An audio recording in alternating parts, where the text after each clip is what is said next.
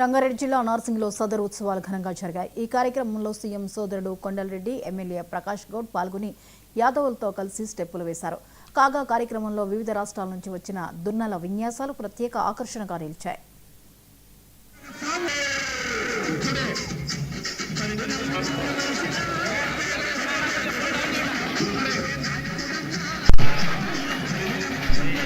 ఈ రోజు దీపావళి శుభాకాంక్షలు మన రాష్ట్ర యాదవ సంఘానికి, మరి యాదవులకు, మరి మన నార్సింగ్ మున్సిపాలిటీ తెలంగాణ రాష్ట్ర మొత్తానికి కూడా దీపావళి శుభాకాంక్షలు.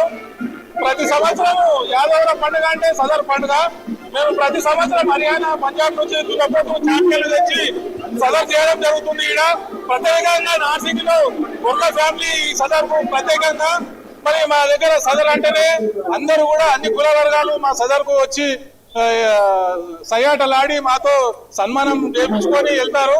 ఎందుకంటే మేము ఒక 12 సంవత్సరాల నుంచి సర్పంచ్ అయిన కొత్తలా స్టార్ట్ చేసిన ఈ సదర్ సమ్మేళనకు అంటే యాదవులందరూ ఏకమై దున్నపోతుల ఇళ్లలో పూజ చేసుకొని వలరకు, ఆవులకు, దున్నలకు పూజలు చేసి, లక్ష్మి పూజలు చేసి, తర్వాత ఈ పూజలు చేసి బ్యాండ్ మేళలతో మళ్ళీ ఈ సదర్ సమ్మేళనకు వస్తారు.